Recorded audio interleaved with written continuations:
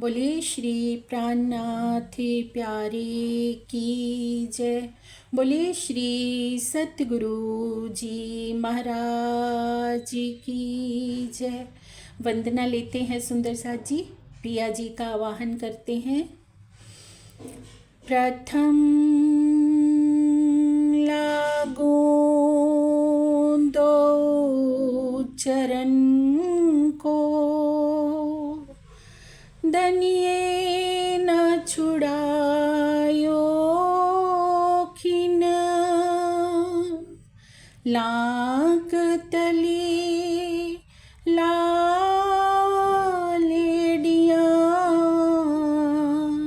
मेरे जीव के यही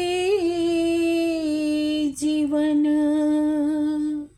इन पाँव तले पड़ी रहूं, धनी नजर खोलो बातून, पालना वालों निरखो नेत्रे मेरे जीव के यही जीवन। चर्चा प्रारंभ होते हैं, सुनो साथी चित दे, भजो राज श्याम श्री प्राणनाथ, सखी जीवन हमारो ये। श्री महामत कहे सुनो साथी जी, भैया चरे का बखत, अब तुम सुनियो चित दे, लाल आगे आए बैठे न तखत, लाल आगे आए बैठे न तखत। बोली श्री प्राणनाथ प्यारे की जय। बोले श्री सतगुरु जी महाराज की जय। प्रेम प्रणाम जी सुंदर साथ जी। प्राणाधार सुंदर साथ जी। कल हमने मंदसौर की बीतक को सुना, किस तरह से जो इब्राहिम होता है, जिसे कुरान की टीका के लिए बुलाया गया होता है, उसके मन में पाप आ जाता है और शाही फौज से जाकर श्री जी और सुंदर साथ की शिकायत कर देता है, और सारी शाही फौज सुंदर साथ के पीछे लग जाती है उनको पकड़ने के लिए। अब सुंदर साथ इधर उधर बिखर जाते हैं। कैसे 8 महीने तक मंदसौर में सब सुंदर साथ भिक्षा के टुकड़ों पर गुजारा करते हैं। इतनी कठिन परिस्थितियों से गुजर रहे हैं सुंदर साथ, और फिर भी जो भिक्षा मांगकर लाते हैं, लाकर श्री जी के आगे रख देते हैं। श्री बाईजू राज सबको सारे भोजन को बहुत ही प्रेम पूर्वक परोसती हैं, और श्री जी जब भोजन आरोगते हैं तो बहुत ही लाड पूर्वक पूछते हैं कि ये किसकी झोली का भोजन है। तो वो सुंदर साथ इतना उमंग से उल्लास से भर जाता है जब श्री जी के मुख से ऐसे वचन सुनता है, तो बहुत ही प्रेम पूर्वक सुंदर उत्तर देते हैं कि श्री जी ये मेरी झोली का भोजन है। तो श्री जी के संग कितने आनंद मंगल में सुंदर साथ अपने को अनुभव कर रहे हैं कि प्राण प्रीतम अक्षरातीत पल पल हमारे साथ है। और मंदसौर से आज हम सुनेंगे सुंदर साथ जी कैसे श्री जी औरंगाबाद जाते हैं, औरंगाबाद की बीतक में क्या क्या घटनाक्रम वहाँ पर होता है वो सुनते हैं हम चौपाई के द्वारा। प्रेम प्रणाम जी। प्रेम प्रणाम जी। राज श्यामा जी। महामत कहे ए मोमिनो, ए मंदसौर से बीतक, महामत कहे ए मोमिनो,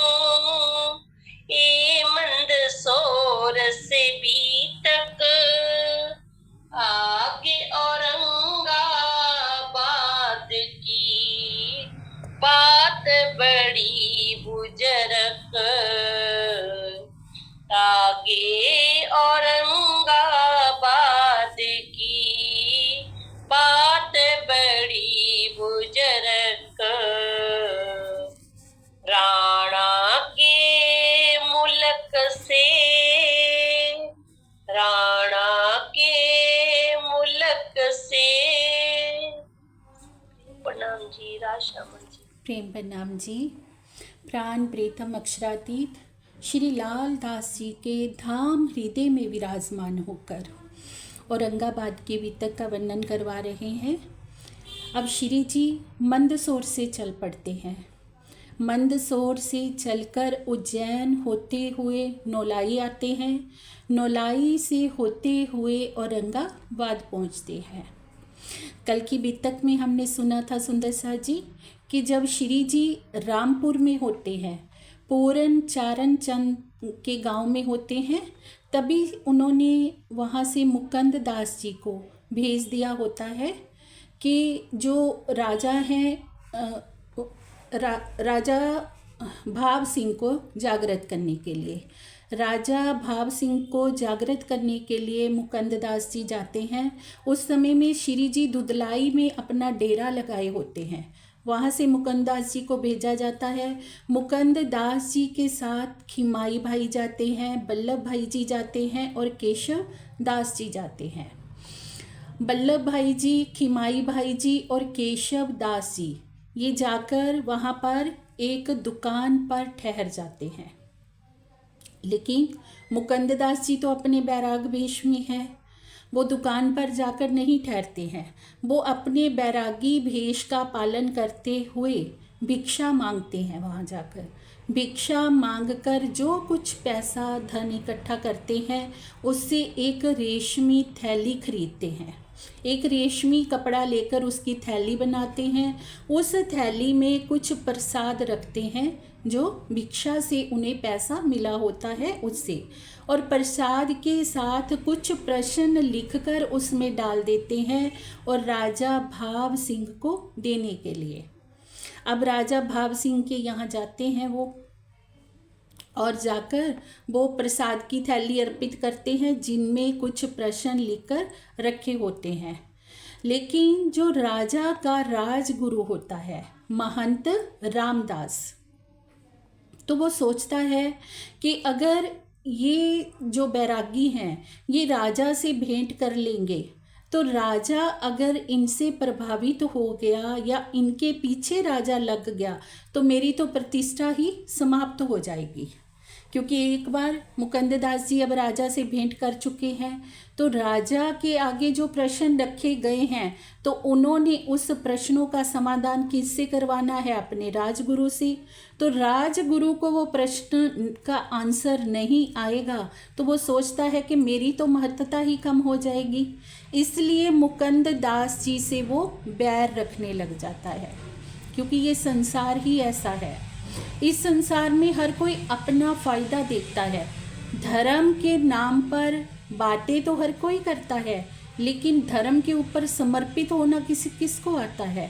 हर किसी ने धर्म को एक पेट पालने का साधन बना रखा है कि धर्म के नाम पर कोई चर्चा सत्संग थोड़ा बहुत कर देते हैं तो सोचते हैं उसके बदले में धन इकट्ठा हो जाएगा जिससे हमारा घर परिवार चलेगा।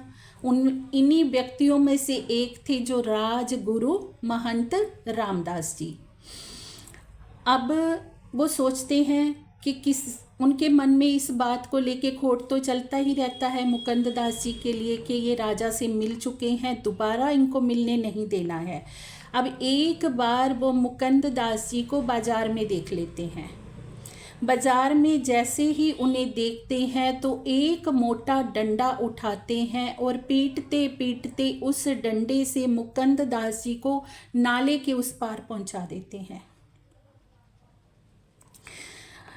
तो मुकुंद दास जी सोचते हैं कि औरंगजेब के दरबार में जो सुंदर साथ 12 सुंदर साथ गए थे वो तो अपने फतेह का वहाँ पर झंडा गाड़ आए।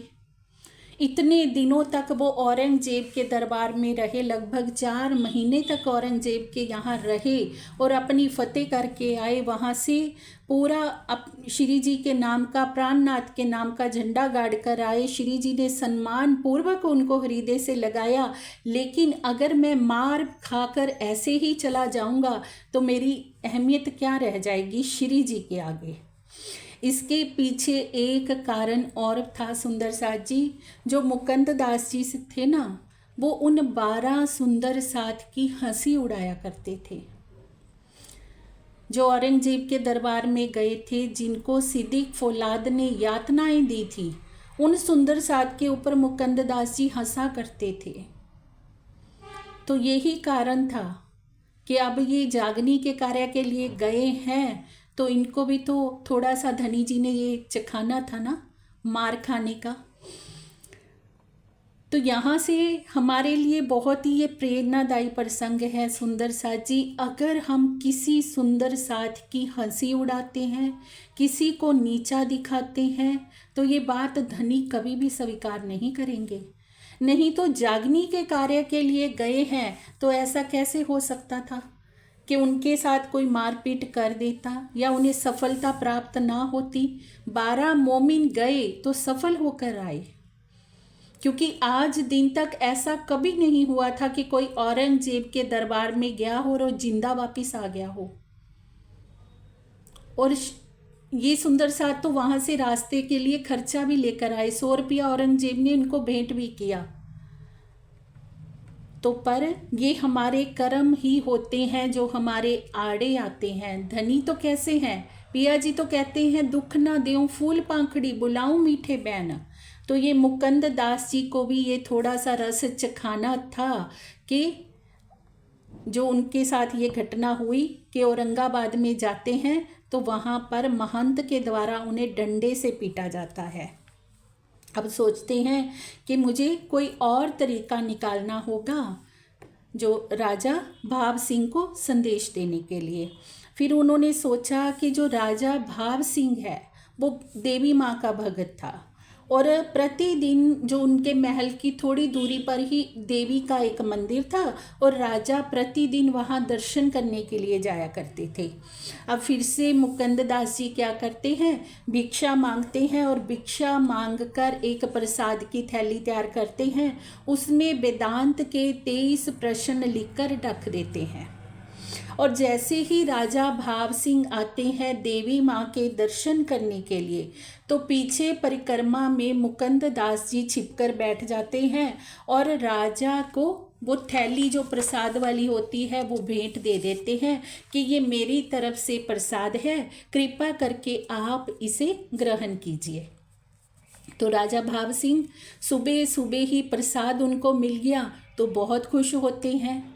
और जैसे ही महल में जाकर वो उस थैली को देखते हैं तो थैली में से वो प्रश्नों की जो पर्ची निकलती है, तो आदेश देते हैं अपने दरबारियों को कि मुकुंद दास जी को बुलाया जाए।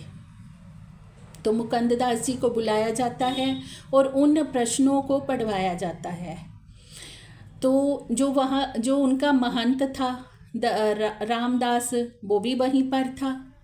जब उन प्रश्नों को राजा ने पढ़ा तो बहुत ही प्रभावित हुए, तो अपने महल में आने के लिए मुकुंद दास जी को आग्रह करते हैं।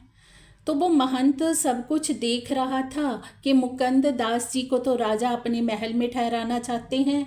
तो वो राजा से कहता है कि मैं इनको अपने घर ले जाऊंगा, आप महल में ना ठहराइए, मैं इनको अपने घर ले जाता हूँ। तो मुकुंद दास जी कहते हैं कि महाराज भूल कर भी मुझे इनके घर पर मत भेजिए, क्योंकि ये पहले ही मेरी बहुत सेवा कर चुके हैं। ये मेरी पीठ देखिए। जैसे ही राजा देखते हैं पीठ के ऊपर कोड़ों के डंडे के निशान, तो राजा को बहुत क्रोध आता है कि मेरे राज में कोई विद्वान आता है और मुझसे मिलना चाहता है और तुम उसके साथ ऐसा व्यवहार करते हो, तो अभी मेरे राज से बाहर निकल जाओ। राजा उस महंत रामदास को अपने राज्य से बाहर निकाल देते हैं। इसके बाद राजा भाव सिंह ने अपने दरबार के जो पंडित थे जो बड़े बड़े पंडित उनके दरबार के थे उनको बुलाया और उनके आगे वो प्रश्न रखे कि आप इन प्रश्नों का उत्तर दीजिए। और जैसे ही पंडित लोग सारे प्रश्न पढ़ते हैं पर उन्हें प्रश्नों का कोई भी उत्तर नहीं आता है। आएगा भी कैसे सुंदर साथ जी, क्योंकि धर्म ग्रंथों के जो गुज्ज रहस्य हैं, जो साक्षियों के रूप में जो प्रश्न बताए गए हैं, उनका समाधान बिना तारतम वाणी के कोई कर सकता ही नहीं। तारतम वाणी ही वो कुंजी है जिससे धर्म शास्त्रों के बंद ताले खुल सकते हैं। बिना इस कुंजी के वो ताले खुलेंगे ही नहीं। तो अब उनको वो प्रश्नों का जवाब तो आता नहीं है और निंदा प्रारंभ कर देते हैं कि संसार की यही तो कहानी है। किसी को किसी समस्या का समाधान नहीं आएगा, होना तो ये चाहिए कि सर झुका लेते कि हमें आपके प्रश्नों का समाधान नहीं आता है, कृपा करके आप हमें समझाने का प्रयास कीजिए। पर उन पंडितों ने सोचा कि अगर हम ऐसा करेंगे तो राजा के आगे हमारी क्या इमेज रह जाएगी, राजा तो हमें निकाल देगा दरबार से। तो क्या तरीका निकालते हैं कि निंदा करना प्रारंभ कर देते हैं कि ये कैसे महात्मा है, हम तो इनकी बात को नहीं मानेंगे, क्योंकि ये तो कृष्ण जी के भी 2 रूप बताते हैं। ये कहते हैं कृष्ण जी के 2 रूप हैं, एक बाल स्वरूप है और दूसरा किशोर स्वरूप है। तो कहते हैं कहीं परमात्मा भी 2 होते हैं। तो अब मुकुंद दास जी राजा के आगे कहते हैं कि आप जो कोई इन प्रश्नों का उत्तर नहीं देगा उसे आप उनके सिर पर जूता बांधकर नगर में घुमाइएगा। तो अब ये बात जैसे ही महंत लोग सुनते हैं, पंडित लोग सुनते हैं, तो वो पहले मुकुंद दास जी के आगे कुछ प्रश्न रखते हैं। मुकुंद दास जी के आगे 80 प्रश्न उन्होंने रखे जिनका वो बेधड़क होकर जवाब दे देते हैं, क्योंकि तारतम वाणी उन्होंने कंठस्थ कर रखी हैं। बहुत अच्छे वो विद्वान हैं मुकुंद दास जी, और सभी क्वेश्चनों का आंसर दे देते हैं। लेकिन मुकुंद दास जी ने केवल उनके आगे 23 प्रश्न रखे होते हैं और 15 दिन का समय दिया होता है कि आप 15 दिन के समय में ही मुझे इन 23 प्रश्नों का उत्तर दे दीजिए। पर 15 दिन तक भी वो सब कुछ खोज खोज के थक जाते हैं, सारे धर्म ग्रंथ खोज खोज कर थक जाते हैं, पर कहीं भी उनको इन प्रश्नों का समाधान मिलता ही नहीं है। तो अब मिलेगा भी कैसे सुंदर साथ जी, समाधान कहीं है ही नहीं। जहाँ समाधान है वहाँ तो वो ईर्ष्या पे उतरे हुए हैं। जो समाधान लेकर आए हैं, जो ब्रह्म अंगनाएं प्रीतम की लीला को जाहिर करने इस ब्रह्मांड में आई हैं, उनके साथ तो वो बुरा बर्ताव कर रहे हैं। तो अब उनको एक भी प्रश्न का उत्तर नहीं आता है। तो अब सोचते हैं कि अकेले में मुकुंद दास जी से बात कर लेते हैं। सारे पंडित मुकुंद दास जी को कहते हैं कि हम 1000 बार लिख कर देने को तैयार हैं कि हमें आपके प्रश्नों का उत्तर नहीं आता है, पर आप ये बात राजा से मत कहिए, क्योंकि अगर आप ये बात राजा से कहेंगे तो हमारी रोजी रोटी चली जाएगी। राजा ये बात सुनकर क्रोधित हो जाएंगे, हमें दरबार से निकाल देंगे, तो हमारा घर परिवार कैसे चलेगा। आप कृपा करके ऐसा ना कीजिए। तो कहते हैं आपके श्री जी ये तो नहीं कहते कि किसी के पेट पर लात मारो। तो मुकुंद दास जी अब राजा भाव सिंह के दरबार में जाकर कहते हैं कि आप इन पंडितों को क्षमा कर दीजिए, क्योंकि इसमें इनका कोई दोष नहीं है। क्योंकि बिना तारतम वाणी के कोई भी ऋषि मुनि विद्वान कोई भी हो, वो धर्म शास्त्रों के गुज रहस्यों को खोल सकता ही नहीं, इसलिए इनका कोई भी दोष नहीं है। पर राजा भाव सिंह कहते हैं कि मैं पूरी तरह से क्षमा तो नहीं करूँगा, तो आज से इनको आधी दक्षिणा दी जाएगी। पहले तो पूरी दक्षिणा दी जाती थी, अब आज से आधी दी जाएगी। तो पंडित सोचते हैं चलो ना आने से कुछ तो आएगा, आधा ही सही। तो अब राजा भाव सिंह जी चर्चा सुनते हैं मुकुंद दास जी से, तो उनको ईमान आ जाता है, उनकी आत्मा जागृत हो जाती है और मुकुंद दास जी को कहते हैं कि आप श्री जी को बहुत ही सम्मान पूर्वक यहाँ लेकर आइए, और साथ में एक पत्र दे देते हैं कि श्री जी को आप हथनी की सवारी करवा कर यहाँ पर लेकर आ जाइए। और रास्ते के लिए एक बूंदी नाम का स्थान है, वहाँ पर श्री जी के ठहरने के लिए व्यवस्था भी करवा देते हैं। अब मुकुंद दास जी श्री जी को लेकर औरंगाबाद के लिए प्रस्थान करते हैं। औरंगाबाद लेकर आते हैं मुकुंद दास जी श्री जी साहिब जी को। भाव सिंह राजा जो होते हैं बहुत ही आदर पूर्वक श्री जी का स्वागत करते हैं, अपने महल में ले जाते हैं और बहुत ही आनंद पूर्वक खुशी से सोचते हैं कि मुझे आज अखंड की दौलत मिल गई है कि श्री जी पर स्वयं परमात्मा का स्वरूप मेरे घर पर चलकर आए हैं, क्योंकि मुकुंद दास जी में ईश्वरी सृष्टि का अंकुर है। सुंदर साथ जी, प्रेम प्रणाम जी, आवाज आ रही है? हाँ जी दीदी आ रही है, पहले तो अच्छा आ रही है। हाँ, बहुत ही आनंद पूर्वक श्री जी को अपने महल में लेकर जाते हैं और श्री जी के चरणों में अपना शीश रख देते हैं। एक बार क्या होता है कि सब सुंदर साथ मिलकर रास की वाणी का गायन कर रहे होते हैं और इतनी श्रद्धा भावना उनमें हो जाती है, राजा भाव सिंह में सारी जो रास की वाणी को सुनकर इतने भाव में डूब हो जाते हैं कि मस्त होकर नाचने लगते हैं, उनको कोई होश ही नहीं रहती।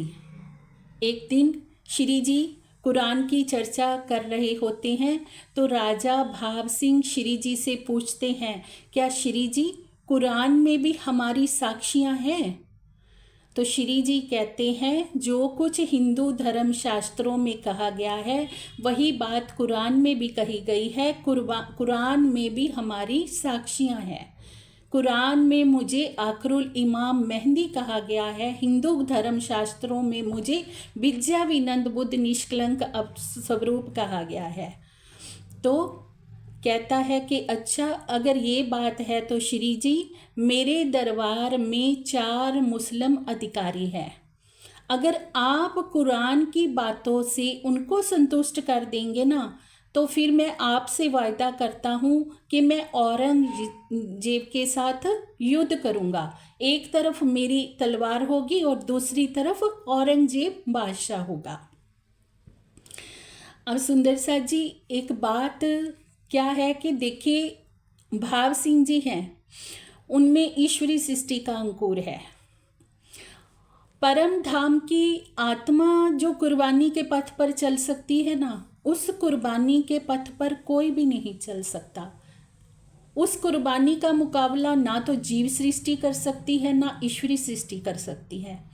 हम आगे सुनेंगे कि महाराजा छत्रसाल जी श्री जी के चरणों में आएंगे और सब कुछ श्री जी के चरणों में सौंप देते हैं, कोई शर्त नहीं रखते हैं श्री जी के आगे कि आप ऐसा करेंगे तब मैं औरंगजेब से युद्ध करूंगा। जैसे ही पहचाना कि मेरे धाम के धनी हैं, सब कुछ अपना शीश श्री जी के चरणों में रख देते हैं। लेकिन अभी राजा भाव सिंह के अंदर वैसा ईमान नहीं है। श्री जी के लिए श्रद्धा है, ईमान है, भक्ति है, पर फिर भी कुछ चाहत है, कुछ चमत्कार देखने की चाहत है कि मेरे राज दरबार में 4 अधिकारी हैं, आप उनको संतुष्ट करेंगे तब मैं औरंगजेब बादशाह से युद्ध करूंगा। अब एक एक करके श्री जी बुलाते हैं कि आप उनको मेरे पास भेजिए, मैं उनके साथ कुरान पे चर्चा करने के लिए तैयार हूँ। अब सबसे पहले आते हैं श्री जी के पास अब्बल खां। अब्बल खां वही हैं जो उदयपुर में श्री जी को मिले होते हैं। सुंदर साथ जी, अब्बल खां को जैसे ही श्री जी की पहचान हुई थी तो कोड़ों से अपने को पीटने लग गई थी कि मेरे प्राण बल्लभ आए बैठे हैं, मेरे अल्लाह ताला आए बैठे हैं और मैं उनकी पहचान ही नहीं कर पाया। चाबुक से अपने को जिन्होंने मारा था वही अब्बल खां। तो अब्बल खां तो पहले ही पहचान चुके हैं श्री जी को। अब दूसरे अधिकारी उनके राज दरबार के होते हैं महीन खां। अब महीन खां को भी श्री जी की पहचान हो जाती है। और तीसरे अधिकारी होते हैं जहान मोहम्मद। और जो जहान मोहम्मद होते हैं वो कुरान की तालीम दिया करते हैं। जो वहाँ के पठान होते हैं ना, तो पठानों को वो कुरान की तालीम देते होते हैं, उनके उस्ताद होते हैं जो जितने भी वहाँ पठान होते हैं। तो कुरान की तालीम देने के कारण से उनके अंदर थोड़ा अहम भी होता है कि मैं कुरान का बहुत बड़ा ज्ञाता हूँ। तो अब 2 महीने तक श्री जी उनके साथ वार्ता करते हैं कुरान से। 2 महीने तक श्री जी की चर्चा सुनता है जो महीन खां होता है। जहान मोहम्मद 2 महीने तक श्री जी की चर्चा सुनता है। लेकिन एक दिन क्या होता है कि श्री लाल दास जी और उत्तम दास जी उनके आगे परम धाम का वर्णन कर देते हैं। परम धाम का जब वर्णन करते हैं तो धनी जी की शोभा सिंगार का वर्णन कर देते हैं कि ऐसे करके मूल मिलावा में मूल स्वरूप का ऐसा ऐसा शोभा सिंगार है। राजी की शोभा सिंगार का वर्णन कर देते हैं। ये बात सुनते ही जहान मोहम्मद को क्रोध आ जाता है और क्रोध से लाल हो जाता है और कहता है कि तुम सब लोग काफिर हो। अब देखिए, उनके अंदर परम धाम की ब्रह्म सृष्टि की आत्मा है जहान मोहम्मद के अंदर, लेकिन आड़े क्या आ रहा है? कुरान का उनको ज्ञान है ना, वो ज्ञान ही आड़े आ रहा है। क्योंकि इल्म को भी एक चतुराई कहा है सुंदर साथ जी। अगर हमारे अंदर किसी भी प्रकार का अहम भरा हुआ है ना, तो कभी भी धनी जी का ये प्रेममयी इल्ममयी जो स्वरूप है वो हमारे हृदय में उतर सकता ही नहीं, अगर पहले से ही कुछ भरा हुआ है। इसके विषय में एक घटना कही जाती है। एक बार महात्मा बुद्ध किसी के घर जाते हैं, तो वो कहते हैं कि मुझे आप ज्ञान दीजिए, बुद्ध जी से कहते हैं। तो महात्मा बुद्ध अपना जो कमंडल होता है उसे गोबर का भरते हैं। तो जैसे ही वो महात्मा बुद्ध जी के लिए भोजन तैयार करवाते हैं, वो गोबर से भरा हुआ कमंडल उनके आगे कर देते हैं। उनके हाथ में खीर होती है, बुद्ध के लिए खीर बनवाते हैं। तो जैसे ही खीर वो व्यक्ति उस कमंडल में डालने लगते हैं तो देखते हैं कि इसमें तो गोबर भरा हुआ है। तो बुद्ध से कहते हैं कि हम इसमें खीर कैसे डालें, इसमें तो पहले से ही गोबर भरा हुआ है। तो महात्मा बुद्ध जी कहते हैं कि ऐसे ही मैं आपके हृदय में तत्व ज्ञान कैसे उड़ेल दूं? आपके हृदय में भी तो पहले से इतने विकार भरे हुए हैं, काम क्रोध लोभ लालच मोह अहंकार रूपी अनेकों विकार भरे हुए हैं। तो आपके अंदर हम कैसे ज्ञान डाल सकते हैं? यही कहानी थी जहान मोहम्मद की कि अभी तक कुरान के जो वो तालीम देते थे, कुरान के वो ज्ञाता थे, वो अहम उनके अंदर भरा हुआ है। तो कहते हैं कि कुरान में तो कहा है कि मोहम्मद साहब की अल्लाह ताला की सूरत का वर्णन सिर्फ अल्लाह ताला ही कर सकते हैं, कोई और कर सकता ही नहीं। तो आप लोगों ने अल्लाह ताला की सूरत का वर्णन कर कैसे दिया? इस बात से कहते हैं कि आप लोग काफिर हैं, क्योंकि ये अहंकार ही आड़े है। और दूसरी प्रेरणा हमें इस प्रसंग से ये भी है सुंदर साथ जी कि हम कभी भी जागने के कार्य के लिए कहीं जाएं तो एकदम से कभी भी किसी के आगे धनी जी की शोभा श्रृंगार का वर्णन नहीं करना चाहिए। पहली बात तो हमें पात्रता देखनी चाहिए। अभी पात्रता की हम बात करें तो जहान मोहम्मद में परम धाम की ब्रह्म सृष्टि की पात्रता है, ये श्री बीतक साहब में लिखा है। पर फिर भी अभी अहम भरा हुआ है, धीरे धीरे करके बात को समझाना चाहिए। एकदम से अगर हम धनी जी की शोभा श्रृंगार का वर्णन कर देंगे तो कैसे चलेगा? ये हमारे लिए एक बहुत ही बड़ा सा यहाँ पर सिखापन है। तो अब वहाँ से रूठ कर जो जहान मोहम्मद होते हैं वो चले जाते हैं। तो श्री जी सब देख रहे हैं। श्री जी सुंदर साज से कहते हैं कि सुंदर साज जी, आपको एकदम से धनी जी की शोभा श्रृंगार का वर्णन नहीं करना चाहिए था। उतावले होकर हमें कभी भी कोई कार्य नहीं करना चाहिए सुंदर साज जी। धनी जी भी हमें कुछ देते हैं ना, तो वाणी कहती है, हुक्म जो प्याला देत है सो संजमे संजमे पिलावही, पूरी मस्ती ना देवे चढ़ने जो काच कुपा फूट जावही। धीरे धीरे ही प्रेम का प्याला हृदय में उड़ेला जाता है। अगर हम कहें एकदम से हम किसी को, अब किसी व्यक्ति ने कुछ थोड़ा सा देखा ना हो, बहुत दिनों का कोई व्यक्ति भूखा हो, तो एकदम से उसके अंदर बहुत कुछ उड़ेल देंगे तो क्या वो डाइजेस्ट कर पाएगा? नहीं कर पाएगा ना। इसीलिए धनी जी ने यहाँ पर हमें प्रेरणा दी है कि धीरे धीरे सब कुछ कार्य करना चाहिए। अब जहान मोहम्मद वहाँ से उठकर चले जाते हैं अपने कुरान के ज्ञान के अभिमान के में चलते हुए, कि कुरान में तो अल्लाह ताला की सूरत के विषय में कोई और वर्णन कर ही नहीं सकता, ऐसा लिखा है। तुम लोगों ने अल्लाह ताला की सूरत का वर्णन कर कैसे दिया? अब सुंदर साज जी, उत्तम दास जी और लाल दास जी, जिन्होंने अल्लाह ताला की सूरत का वर्णन किया होता है, श्री जी से पूछते हैं कि श्री जी, क्या हम उनको मनाने के लिए जाएं? हम उनको मना करके लेके आएं? श्री जी कहते हैं, कोई ज़रूरत नहीं है, उनको जाने दीजिए। जिसने मेरी चर्चा 2 महीने तक सुनी हो वो कैसे मेरे बिना रह सकता है? अपने आप वो चला आएगा। और श्री जी के मुख से ये वचन निकलता है सुंदर साज जी, और दूसरे ही दिन जहान मोहम्मद वापिस आ जाते हैं श्री जी के चरणों में, और श्री जी से आकर आग्रह करते हैं, क्योंकि परम धाम की ब्रह्म आत्मा है।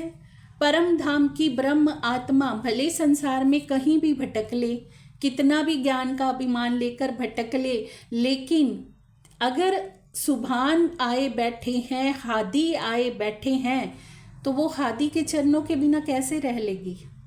और वो भी वो आत्मा जिसने 2 महीने तक चर्चा सुनी हो, श्री जी के सानिध्य में रही हो, उसका दिल ही नहीं लगेगा। अब जहान मोहम्मद का श्री जी के बिना दिल ही नहीं लग रहा है, हृदय तड़प रहा है उनसे मिलने के लिए। तो दूसरे ही दिन श्री जी के पास आ जाते हैं और श्री जी के चरणों में अपना सिर रखते हुए कहते हैं कि आप मुझे समझाते क्यों नहीं हो कि कब्रों से मुर्दे कैसे उठेंगे? कुरान में वर्णन आता है सुंदर साज जी कि जब आखिरी का क़यामत का समय आएगा तो कब्रों से मुर्दे उठेंगे। अब यही बात कहते हैं जहान मोहम्मद कि श्री जी आप मुझे बताते क्यों नहीं कि कब्रों से मुर्दे कैसे उठेंगे? अब श्री जी सारी बात बताते हैं जहान मोहम्मद को कि परम धाम के अंदर सत, चिद और आनंद की लीला है। सत अर्थात अक्षर ब्रह्म, चिद अर्थात स्वयं राजपिया जी और आनंद अर्थात श्यामा जी। और जो परम धाम की जो धनी जी हैं, जो चिदगन स्वरूप है, उन्होंने मेहर का दरिया दिल में लिया, सोचा कि सभी आत्माओं को और अक्षर ब्रह्म जी को मैं अपनी साहिबी की पहचान करवाऊं। और इस पहचान के चलते हुए उन्होंने जब दिल में लिया तो ये लीला देखने की चाहत सतअंग में भी आ गई और आनंद अंग में भी आ गई। सतअंग ने आनंद की लीला को मांग लिया और आनंद अंग ने सत की लीला को मांग लिया। और जब धनी जी के दिल में बात आई, अल्लाह ताला के दिल में बात आई, तो खेल का महाकारण बना। जब सत अंग के दिल में आई और आनंद अंग के दिल में आई तो खेल का कारण बना। ये सारी वार्ता श्री जी और जहान मोहम्मद के बीच में हो रही है। श्री जी जहान मोहम्मद को समझा रहे हैं कि ये खेल कैसे बना। और इस खेल के चलते हम सबसे पहले ब्रज में आए, फिर रास में आए और अब इस तीसरे ब्रह्मांड में, जागनी ब्रह्मांड में आए हैं, तीसरे खेल में। और तीसरे दिन की जो लीला हुई, जिसमें अक्षर ब्रह्म जी की आत्मा को भेजा अरब में मोहम्मद साहब के रूप में कुरान देकर, श्री जी बता रहे हैं जहान मोहम्मद को, ताकि जो क़यामत के समय में ब्रह्म आत्माएं आएंगी उनको साक्षी मिल सके कि हाँ, ये बात बिल्कुल सच है कि संसार में हमारे पूर्ण ब्रह्म परमात्मा हमारे अल्लाह ताला आए हुए हैं। इसलिए कुरान में और हिंदू सभी धर्म ग्रंथों में परमात्मा के आने की साक्षियाँ हैं। तो इसी बात को लक्ष्य करते हुए मोहम्मद साहब ने कुरान में कहा है कि क़यामत का जब समय आएगा तो कब्रों से मुर्दे उठेंगे। अब जो जाहिर मुसलमान हैं, श्री जी बता रहे हैं कि वो क्या सोचते हैं कि कब्रों से मुर्दे कैसे उठेंगे। वो कब्रों में दफन कर देते हैं, तभी तो वो मुर्दों को जलाते नहीं हैं। वो सोचते हैं कि जब क़यामत का समय आएगा अल्लाह ताला आएंगे और आवाज़ देंगे मुर्दों को, और जैसे ही अल्लाह ताला आवाज़ लगाएंगे कब्र से मुर्दे उठकर खड़े हो जाएंगे। वो उस दिन की जाहिरी में प्रतीक्षा कर रहे हैं, पर बातूनी में श्री जी बता रहे हैं कि इसका भाव क्या है। सुंदर सा जी, कब्रों से मुर्दे कैसे उठेंगे? तो ये हमारा जो शरीर है वो शरीर क्या है? कवर है, एक कवर, जिसके अंदर जो जीव है बिना तारतम ज्ञान के वो जीव मुर्दा है, मुर्दे के समान है। जब उन्हें तारतम ज्ञान का प्रकाश मिलेगा तो वो मुर्दा जीव भी जिंदा हो जाएगा। तारतम ज्ञान का प्रकाश पाकर ही तो हम 8 भीष्टों में कायमी होएगी जीवों की, हमेशा हमेशा के लिए अखंड हो जाएंगे जो ये मुर्दा जीव थे हमारे। तो उन जीवों को भी पता चल जाएगा कि हम कौन हैं, कहाँ से आए हैं, इस संसार को छोड़ने के पश्चात हमें कहाँ जाना है। तो अपनी शरीर रूपी कब्र से वो परे होकर परमात्मा के ध्यान में, चिंतन में जब जीव डूब जाएगा, उसे ही कब्र से मुर्दे का उठना कहा है। कि जब तारतम ज्ञान मिल जाएगा तो हर पल किसका चिंतन होगा? परमात्मा का चिंतन। हर पल जीव उनके ध्यान में रहेगा, सारी वास्तविकता समझ जाएगा कि मैं इस संसार का नहीं, मैं तो परम धाम से आया हूँ। तो इसको कहा है कब्रों से मुर्दों का उठना। अब श्री जी बता रहे हैं कि क़यामत भी 2 प्रकार की है। पहली क़यामत कौन सी है? सुगरा क़यामत। दूसरी क़यामत कौन सी है? कुबरा क़यामत। अब सुगरा क़यामत कौन सी है? यही वाली कि जब जीवों को तारतम ज्ञान मिल जाएगा और जीव स्वयं को जागृत कर लेंगे, तब जिसको कब्रों से मुर्दों का उठना कहा गया है वो सुगरा क़यामत है। और कुबरा क़यामत जब आएगी, उस क़यामत के चलते ये सारी सृष्टि खत्म हो जाएगी और 8 बहिश्तों में योग माया के ब्रह्मांड में इसकी अखंड कायमी होगी, अखंड मुक्ति इस सृष्टि को मिलेगी, जिसे कुबरा क़यामत कहा गया है। अब जैसे ही श्री जी के मुख से ये बातें सुनता है जहान मोहम्मद, तो उसको एकदम से जोश आता है और बेसुध हो जाता है, उसे कुछ भी याद नहीं रहता। हर पल श्री जी की याद में खोया रहता है, राजी की याद में खोया रहता है। उनकी सुरता हर पल परम धाम के चिंतन में लग जाती है। और ऐसा हो भी क्यों नहीं सुंदर सा जी, क्योंकि किनके सन्मुख बैठा है जहान मोहम्मद? साक्षात धनी जी के स्वरूप के आगे। श्री जी का वरद हस्त जिस सुंदर साथ के ऊपर हो, उसकी आत्मा कैसे परम धाम के मूल मिलावा में विहार नहीं करेगी? सुंदर सा जी, ये सतगुरु की महिमा है। ऐसे सतगुरु माया के पर्दे हटाते हैं और हमारे हृदय में ज्ञान का, प्रेम का उजाला करते हैं, जो कभी भी सतगुरु कृपा के बिना संभव नहीं है।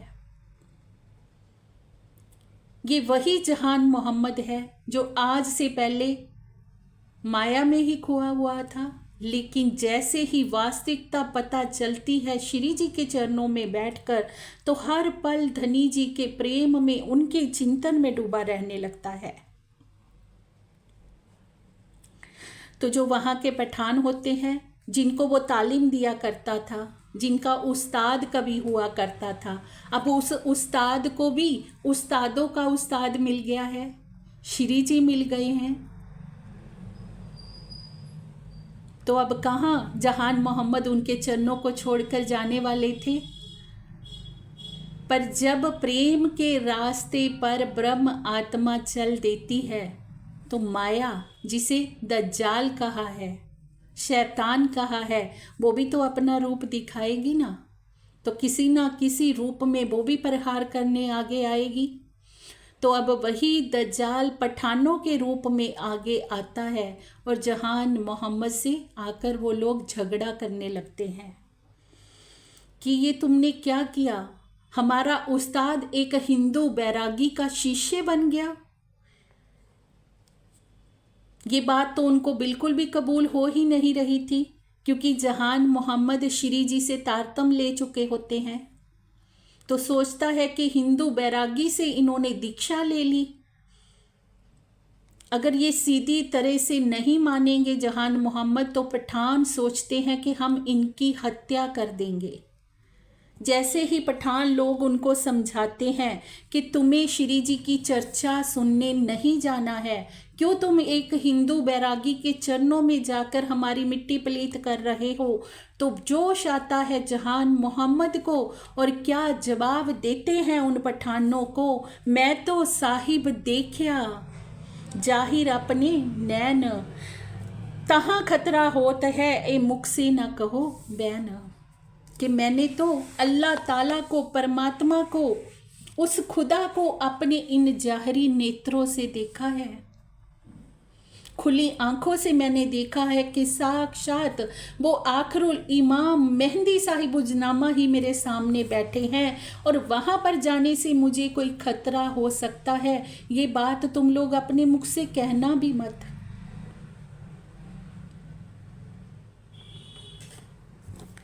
तो अब जो लड़ने के लिए पठान आए होते हैं, मुख नीचा किए वहाँ से चले जाते हैं।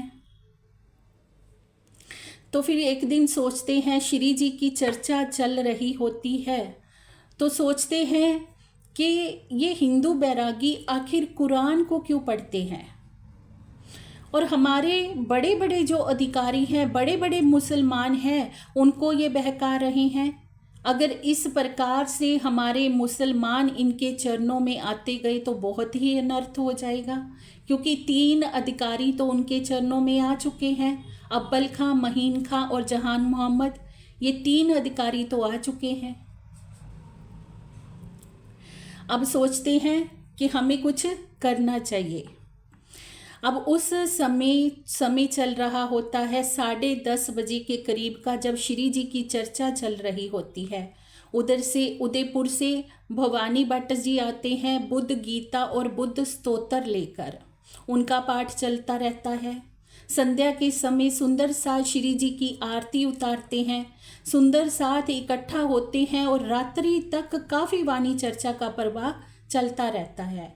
और उसी समय में सब पठान लोग जो आक्रोश में आए होते हैं वहाँ इकट्ठा होकर आ जाते हैं और देखते हैं कि अब्बल खां, महीन खां और जहान मोहम्मद, ये तीनों ही श्री जी के चरणों में बैठे हैं और सब लड़ने के लिए आ जाते हैं। उनको आता हुआ देखकर सारे खड़े हो जाते हैं। और जब इन तीनों सुंदर साथ ने, अब्बल खां और महीन खां, जहान मोहम्मद ने उन पठानों की अच्छे से फटकार लगाई और कहा कि अभी यहाँ से भाग जाओ, यहाँ से चले जाओ, नहीं तो तुम्हारी खैर नहीं। और सारे पठान ये कहते हुए वहाँ से चले गए कि यहाँ की तो धरती ही फिर गई है। ये जो हिंदू बैरागी है ना, ये तो सबके सिर में बुर्की डाल देता है, और इसके सानिध्य में तो कोई भी आ जाए, चाहे हिंदू हो चाहे कोई मुसलमान हो, वो इसी का होकर रह जाता है। तो सुंदर साथ जी जो नहीं समझता, नहीं जो पहचान पाता, तो वो यही शब्द बोलेगा ना। ऐसे ही कुछ समय पहले की एक घटना है सुंदर साथ जी। अब श्री जी के लिए ये पठान लोग कह रहे हैं ना कि श्री जी बुर्की डाल देते हैं, राख डाल देते हैं। उन लोगों का कहना था कि जो इनके जो सुंदर साथ हैं ना, जो इनके साथ चल रहे हैं, वो अपनी मुट्ठी में एक राख छिपा कर रखते हैं। जैसे ही कोई इनके चरणों में आता है, पीछे से वो राख डाल देते हैं, तो वो उन्हीं की भाषा बोलने लग जाता है। पर कोई नहीं समझ पाता कि ये तो अल्लाह ताला के, ये तो पूर्ण ब्रह्म परमात्मा के प्रेम की भुर्की है, जिससे उनकी आत्माएं खिंची चली आती हैं उनकी तरफ। ऐसी ही एक सत्य घटना हमारे साथ भी हुई थी सुंदर साथ जी। बहुत से सुंदर साथ के साथ ये घटित हुई कि जो विरोध करने वाले होते हैं ना, उनको तो कोई ना कोई बहाना चाहिए होता है। जैसे ही सरकार साहब के तन से लीला ओझल होती है और सतगुरु रूप में पूज्य स्वामी जी को वो अपनी अगरनिया करके बिठाते हैं धनी जी, तो जैसे ही सुंदर साथ उनके चरणों में आने लगता है ना, तो हम सुंदर साथ के पास भी बहुत ऐसे स्थानों से फ़ोन आने लगे कि आपको श्री राजन स्वामी जी के चरणों में नहीं जाना है, क्योंकि वो तो भुर्की डालते हैं, काला जादू करते हैं। जो कोई भी उनके चरणों में चला जाता है उन्हीं का होकर रह जाता है। तब ये बात हम सुनी ना, तो मेरे पास खुद के पास फ़ोन आया था किसी सुंदर साथ का। ये बिल्कुल ऐसी लीला हमारे साथ हुई है। तो ये बात जब मैंने सुनी तो मुझे यही प्रसंग श्री बीतक साहब का उस समय याद आया कि कैसे मेरे श्री जी के लिए भी ये बात कही जाती थी, और अब भी मेरे प्राण प्रीतम जिस तन में लीला कर रहे हैं फिर से, क्योंकि जब जब धनी जी की ये लीला होगी तो ऐसा तो होगा ही होगा। जो अज्ञान रूपी दज्जाल है ना, वो तो अपना काम करेगा ही करेगा। वो हमारी परीक्षा लेगा, हमें भटकाना चाहेगा अपने पथ से, पर हमारा ईमान धनी जी तोलेंगे कि कितना दृढ़ है। ऐसी बातें अब भी सुंदर साथ जी होंगी, पर जिसकी पहचान सच्ची है ना, वो कभी डगमगाएगा नहीं। अब जहान मोहम्मद को सच्ची पहचान हो गई है, तो उन्होंने पठानों को भगा दिया कि उल्टे पाँव अभी दौड़ जाओ, मेरे श्री जी के लिए कुछ मत कहना। मैं तो साहिब देखे जाहिर अपने नैन, कहते मैंने तो जाहरी नेत्रों से अपने प्रीतम को देख लिया है। अब मुझे तुम लोगों के बताने की आवश्यकता नहीं कि ये भुर्की डालते हैं, ये क्या करते हैं। ये मेरे प्राण प्रीतम अक्षरातीत हैं। जिस आत्मा को पहचान हो जाएगी उसे उसके पथ से कभी कोई भटका सकता ही नहीं। सुंदर साथ जी, पथ से हम कब भटकते हैं? जब हमारी पहचान में कमी होती है,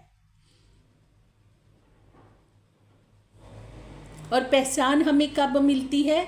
जिस आत्मा के ऊपर प्रीतम रीझ जाते हैं ना, तो उसी को वो अपनी पहचान देते हैं। हर किसी के हिस्से में पहचान नहीं आती है, और बिना पहचान के कोई करेगा क्या? कोई कुछ कर ही नहीं सकता। जिसको धनी जी पहचान देंगे वही तो कुर्बान होएगा प्रीतम के ऊपर। अब ये 3 अधिकारी श्री जी के चरणों में फिदा हो जाते हैं, लेकिन चौथा अधिकारी बच जाता है, फतेह मोहम्मद।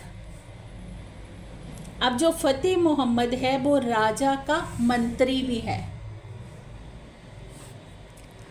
अब फतेह मोहम्मद को जब ये बात पता चलती है कि तीनों अधिकारी श्री जी के चरणों में समर्पित हो गए हैं, तो जहान मोहम्मद से फतेह मोहम्मद कहते हैं कि मैं हदीसों की ना, मोहम्मद साहब के द्वारा लिखे हुए हदीसों के जो 40 प्रश्न हैं वो मैं तुम्हें लिख कर देता हूँ। अगर श्री जी मेरे उन 40 प्रश्नों का उत्तर दे देंगे तब मैं उनको मान जाऊंगा कि वो ही आखिरुल इमाम मेहंदी साहिबुजनामा है।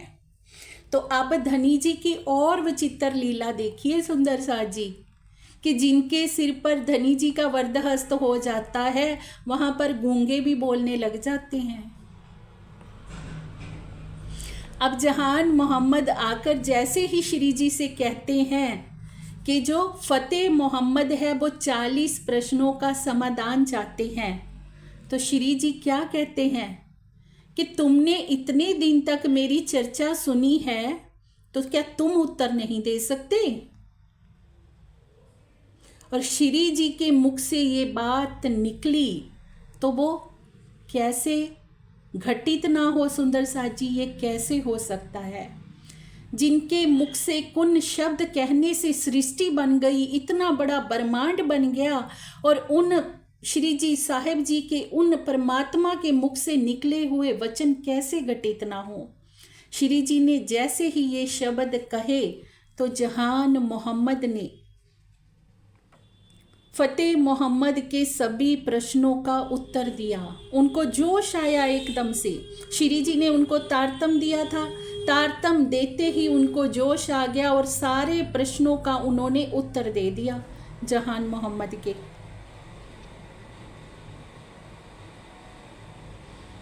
और धनी जी ने उससे पहले लीला क्या रची। जैसे ये सारा प्रसंग चल रहा था, जहान मोहम्मद ने कहा कि फतेह मोहम्मद 40 प्रश्नों का समाधान चाहते हैं। श्री जी ने उससे पहले जहान मोहम्मद को तारतम प्रदान किया। जैसे ही उन्होंने तारतम लिया, धनी जी के वरद हस्त से उनकी आत्मा परम धाम के मूल मिलापा में विराजमान धनी जी का दीदार कर लेती है। अल्लाह ताला का उनको दर्शन हो जाता है और ईमान इतना दृढ़ हो जाता है कि सारे भेद खुल जाते हैं और सारे प्रश्नों का वो उत्तर दे देते हैं। अब पूछते हैं फतेह मोहम्मद जहान मोहम्मद से कि क्या अल्लाह ताला की सूरत है। तो अब सूरत तो वो देख चुके हैं। श्री जी ने उनको अल्लाह ताला की सूरत दिखा दी है, मूल मिलावा में बैठे धनी जी का दीदार कर चुके हैं। तो फिर क्या बताते हैं जहान मोहम्मद फतेह मोहम्मद को कि कुरान के 15वें पारे में क्या लिखा है मोहम्मद साहब में, रुए तरबी फिल लैल तुल मेराज। क्या कहते हैं मेराज की रात्रि में मोहम्मद साहब कि मैंने अल्लाह ताला की अमृत सूरत देखी है, मैंने अल्लाह ताला का दीदार किया है। और मेरे और अल्लाह ताला के बीच में ना 2 गोसे की दूरी थी। 2 गोसे अर्थात जैसे एक कमान होता है, कमान के 2 हिस्से होते हैं, एक इधर का एक इधर का, उनके बीच में जितनी दूरी है मेरे और अल्लाह ताला के बीच में बस इतनी ही दूरी थी। मैंने उनकी अमृत सूरत को देखा है।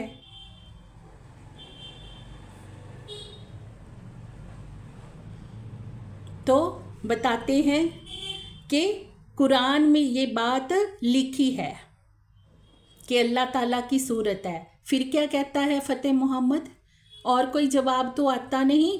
फिर कहता है अगर औरंगजेब बादशाह ना श्री जी के ऊपर ईमान ले आएगा तो मैं भी ले आऊँगा, तो मैं भी स्वीकार कर लूँगा कि ये आखिरुल इमाम है।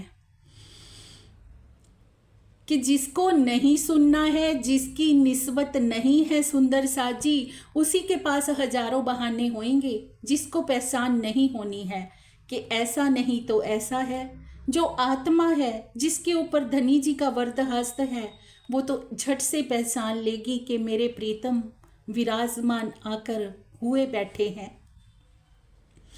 और जहान मोहम्मद को गुस्सा आता है तो क्या कहते हैं कि फतेह मोहम्मद तुम्हारा ईमान कुरान पर नहीं, तुम्हारा ईमान औरंगजेब पर है। औरंगजेब के ऊपर तुम्हारा अधिक ईमान है। तुम कुरान की बात को तो नहीं मान रहे ना कि कुरान क्या कह रही है। तो ये हालत है। और ये मुसलमान लोग कहते हैं कि हम कुरान को मानने वाले हैं। शरीयत के नाम पर ये झगड़ा करते हैं। ये खुद तो अपने कुरान की बातों पर पक्के नहीं उतरते हैं, खरे नहीं उतरते हैं। फिर इस बात पर दोनों में झगड़ा हो जाता है। अब इसके बाद जहान मोहम्मद श्री जी के पास आते हैं। श्री जी के चरणों में आकर बैठ जाते हैं और इधर राजा भाव सिंह होते हैं। उनको भी धनी जी की पूर्ण पहचान हो जाती है। वे भी श्री जी साहिब जी से कहते हैं कि श्री जी, मैं मान गया हूँ कि आप ही सच्चिदानंद पूर्ण ब्रह्म परमात्मा है। आप हिंदुओं के सच्चिदानंद हो, और ये भी मैं मान गया हूँ कि आप मुसलमानों के आखिरुल इमाम हो। मैं सब कुछ मान गया हूँ, मुझे स्वीकार है कि आप ही मेरे धाम के धनी हो, पर मेरी एक अर्जी है आपके आगे कि मुझे दर्शन करवा दीजिए। मैं परमात्मा का दीदार करना चाहता हूँ। श्री जी ने बहुत समझाया कि भाव सिंह ऐसा मत करो, जिद मत करो, अभी तुम्हारे अंदर पात्रता नहीं है। समय आने पर तुम्हें दीदार हो जाएगा, लेकिन अभी तुम जिद मत करो। पर भाव सिंह इसी जिद पर अड़े रहे कि धनी जी मुझे दीदार करवा दीजिए। आप क्या नहीं करवा सकते, आप तो स्वयं अक्षरातीत हैं। निश्चित ही धनी जी करवा सकते हैं सुंदर साथ जी, ऐसी बात नहीं है। सतगुरु के बर्द हस्त में बहुत ताकत होती है। जिसके सिर पर सतगुरु हाथ रख देते हैं ना, उसको परम धाम का दीदार हो सकता है। बड़े महाराज जी ने भी करवाया था बनारसों माता जी को दीदार। पर अगर नहीं करवा रहे ना, उसके पीछे के कारण को हमें समझना चाहिए। धनी जी को सब पता है कि हमारे अंदर कितनी पात्रता है। पहले वो पात्र को तैयार करते हैं। पात्र जब तैयार होएगा तभी तो, कल हमने सुना था सुंदर साथ जी, कुम्हार जब घड़े को तैयार करता है, पहले मिट्टी को रौंदता है, फिर उसे चक पर चढ़ा के घुमाता है, फिर हाथों से शेप देता है, फिर घड़ा तैयार होता है, फिर उसमें मीठा जल भरा जाता है। अब अगर घड़ा तैयार ही नहीं है, अभी कच्चा है, उसमें पानी डालेंगे तो घड़ा फूटेगा ही फूटेगा ना। अब भाव सिंह ने जिद तो करी कि श्री जी मुझे दीदार करवा दीजिए, पर जैसे ही अपनी मेहर से श्री जी ने उनको योग माया की झलक दिखाई थोड़ी सी, क्योंकि उनके अंदर ईश्वरी सृष्टि का अंकुर था, योग माया की झलक दिखाई। जैसे ही हल्की सी झलक उन्होंने देखी, उनका शरीर छूट गया। तो ये प्रसंग हमारे लिए सुंदर सा जी बहुत ही प्रेरणादायी है, बहुत ही प्रेरणादायी।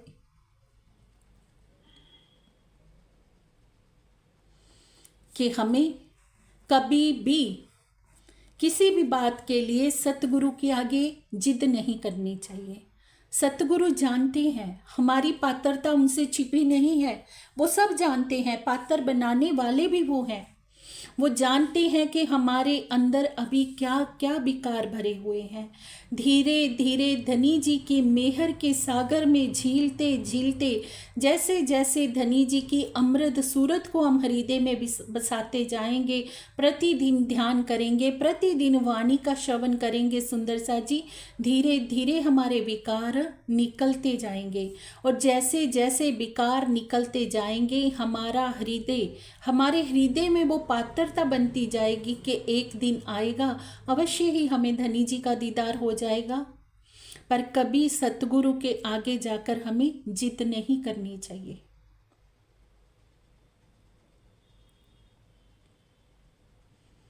तो वाणी क्या कहती है, संजमे संजमे प्याला पिया जी कैसे पिलाते हैं।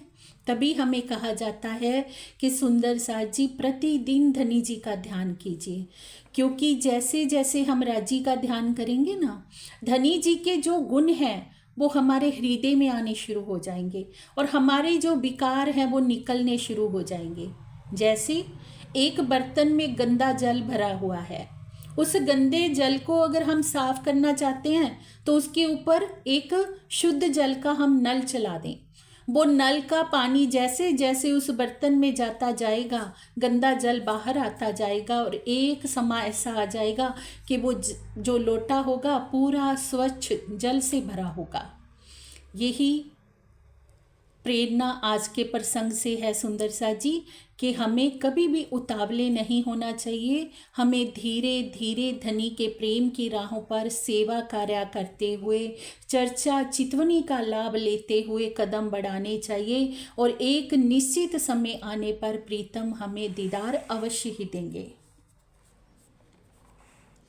अब इधर राजा भाव सिंह का शरीर जैसे ही छूट जाता है, जो फतेह मोहम्मद उनके राज का मंत्री होता है, वो राजगद्दी पर कब्जा कर लेता है। और जैसे ही राजगद्दी पर अधिकार होता है, सबसे पहले आदेश क्या देता है कि ये जो हिंदू बैरागी है, सबको पकड़कर कैद खाने में डाल दो,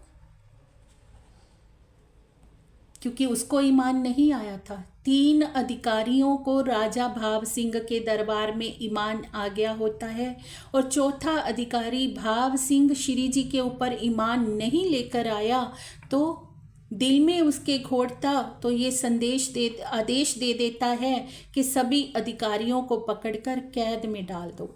अब सब जगह जो शाही फौज है उनके पीछे लग जाती है।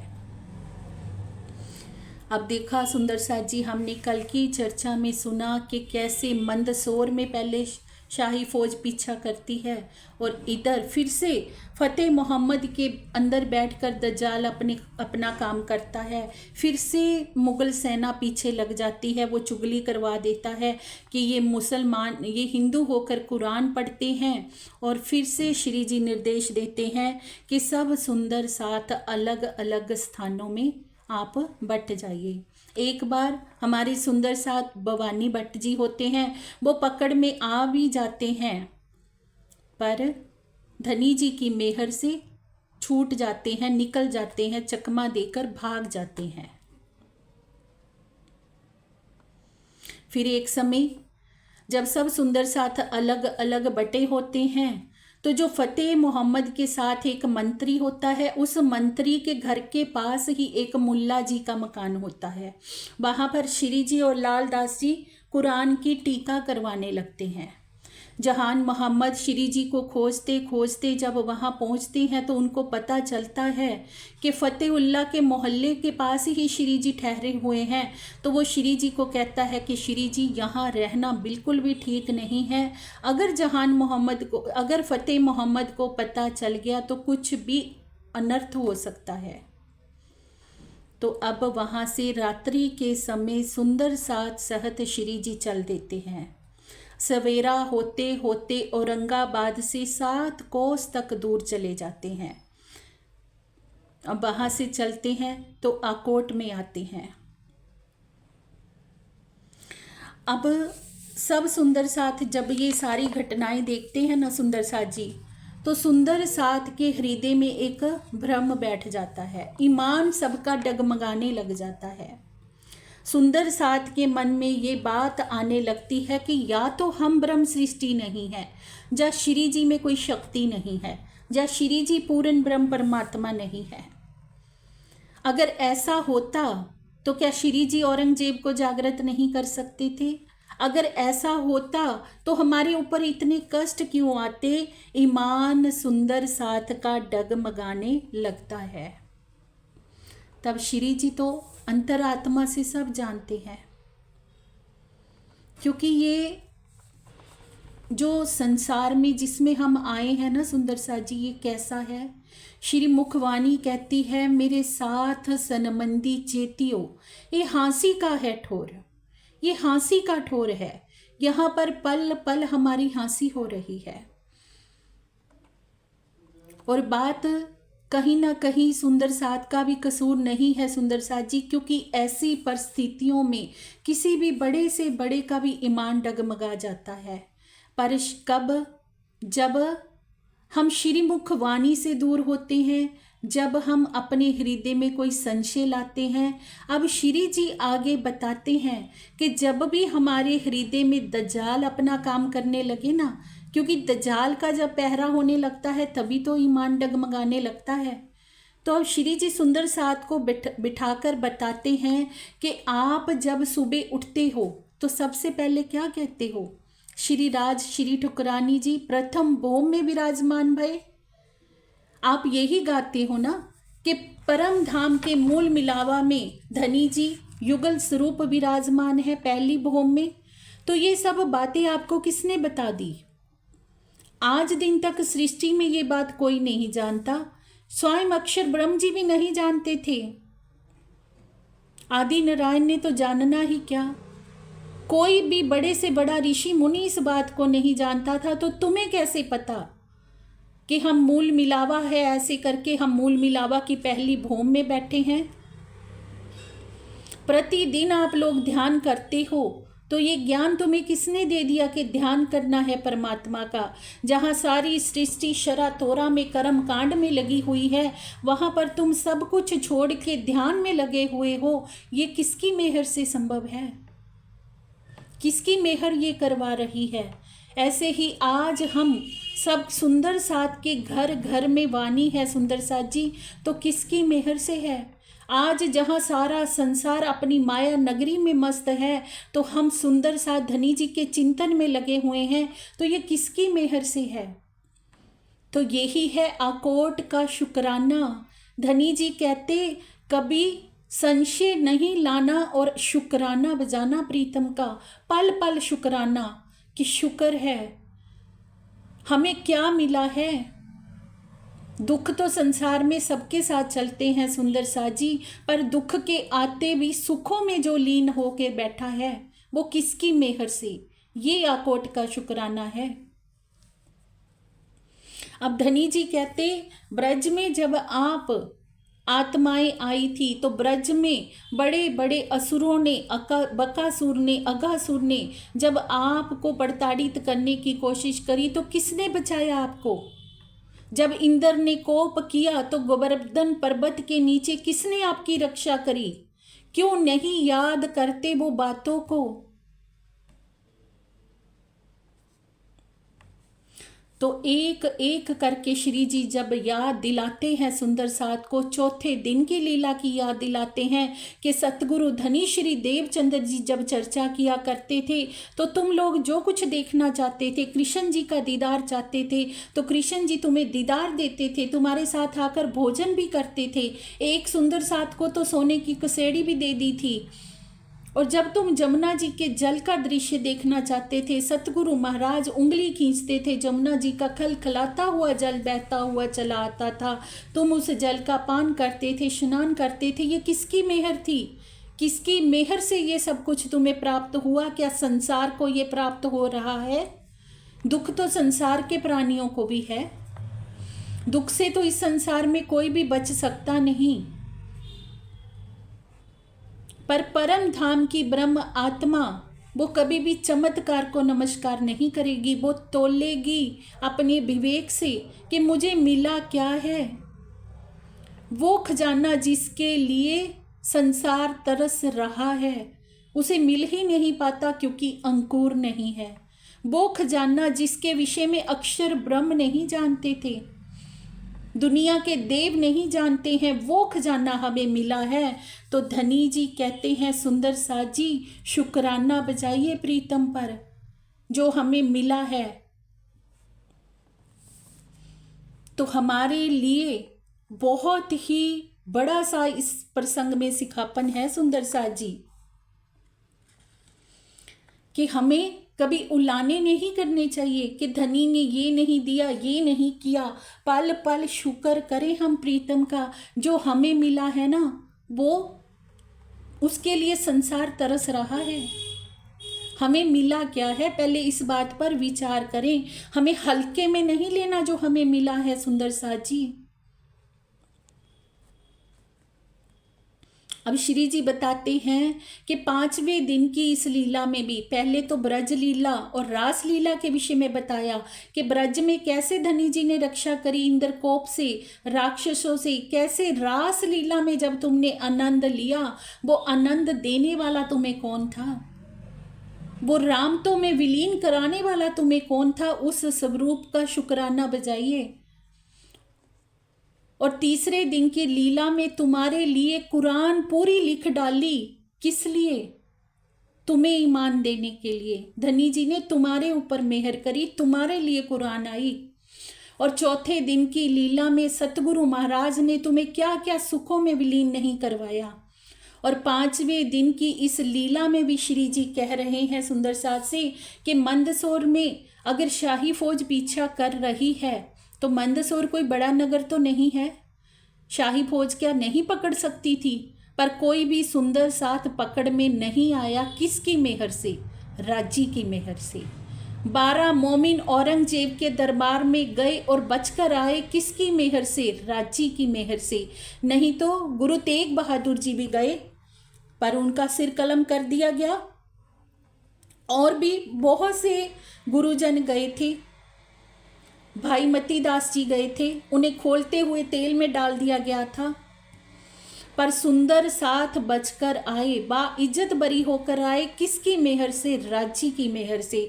हम मेहर को याद नहीं करते, हम उलाने देते हैं सुंदर साथ जी। यही हमारी कमी है। धनी जी ने अकोट का शुक्राना जारी करके हमें बताया कि सुंदर साथ जी पल पल शुक्राना करें। जो तुम्हें मिला है वो अन्यों को नहीं मिला है। पहले तो ये विचार करो कि हमें मिला क्या है। हल्के में नहीं लेना इन बातों को।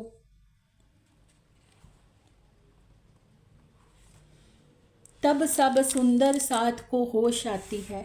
जब श्री जी की ऐसी अलौकिक चर्चा मिलती है तब रो रो कर हर सुंदर साथ प्रायश्चित करता है कि धनी जी हमसे बहुत बड़ी भूल हो गई। आपकी वाणी से हम सब चेत हो गए और अब हमारे कदम नहीं भटकेंगे। और धनी जी ने क्या बताया सुंदर साथ जी कि ये दजाल सिर्फ अकोट में ही हमला नहीं कर रहा, औरंगाबाद में ही हमला नहीं कर रहा, आने वाली छठे दिन की लीला में भी ये दजाल हमारे मनों पे हमला करेगा, बारंबार करेगा। उस समय तो श्री जी सन्मुख थे, समझा दिया। श्री जी तो आज भी हमारे साथ ही हैं सुंदर साथ जी, सतगुरु रूप में आज भी वो हमारा पल पल मार्गदर्शन कर रहे हैं। पर श्री जी कह रहे हैं जब भी ये दज्जाल तुम्हारे ऊपर हमला करे सुंदर साथ जी, तो इसके लिए, इससे बचने के लिए मैंने तुम्हें एक अनमोल निधि दे दी है। वो निधि क्या है? सुनते हैं सुंदर साथ जी। दई तुमको मैं कुलजम, इनको किया गर्क, पढ़ो मेरे कलाम को, भागे सारी शक। धनी जी कहते अब मैं छठे दिन की इस लीला में तुम्हें कुलजम की वाणी देकर जा रहा हूँ। कुलजम की वाणी मैंने तुम्हें दे दी है। इनको किया गर्क हो, जो दज्जाल तुम्हारे आगे खड़ा होएगा ना, इस वाणी से वो गर्क हो जाएगा। ये वाणी उसे मार डालेगी। पढ़ो मेरे कलाम को, भागे सारी शक। और जो कोई भी शंकाएं तुम्हारे मन में उत्पन्न होएंगी कि धनी जी ने हमें दिया क्या है, तो ये सारी शंकाओं का समाधान करेगी ये वाणी। ये कुलजम की वाणी। कुलजम का अर्थ क्या होता है? गहरा लाल। धनी जी के दिल का सागर है, छठा सागर है ये इलम का, जो इतना गहरा है, इतना गहरा है। धनी जी कहते इसकी इतनी गहराई है, इसमें आप डूबते जाओगे तो प्रतिदिन आपको अनमोल मोती मिलते जाएंगे सुंदर साथ जी। और वो मोतियों की माला बना बना कर अपने हृदय से अगर आप पहनते जाओगे ना, अपने दिल में धारण करते जाओगे, तो बाहर का कोई भी दज्जाल तुम्हें पकड़ पाएगा ही नहीं। तुम्हारे मन में संशय आ सकता ही नहीं अगर कुलजम स्वरूप की वाणी पर तुम ईमान ले आए। तो धनी जी ने अकोट के इस शुक्राने में हमारे लिए बहुत बड़ी प्रेरणा छोड़ दी है सुंदर साथ जी। इतना गहरा धनी जी कहते ये सागर है। इस सागर में जैसे जैसे तुम गोता लगाओगी तो लाल रंग तुम्हारे इर्द गिर्द छाता जाएगा। वो लाल रंग है प्रेम का। तब तुम्हारी आत्मा धनी जी के प्रेम में ही विचरण करेगी। तब तुम्हारे हृदय में कोई संशय नहीं उठेंगे। तब मुख से ये शब्द नहीं कहेंगे कि हम ब्रह्म सृष्टि हैं या नहीं हैं। धनी जी अक्षरातीत हैं या नहीं है, ये शब्द फिर मुख से नहीं निकलेंगे। फिर सतगुरु के लिए संशय दिल में नहीं आएंगे कि सतगुरु ने क्या दे दिया हमें। सतगुरु ने ये अनमोल खजाना दे दिया सुंदर साथ जी। सतगुरु ने ये कुलजम की वाणी दे दी, ये सागर उड़ेल दिया हमारे दिल में।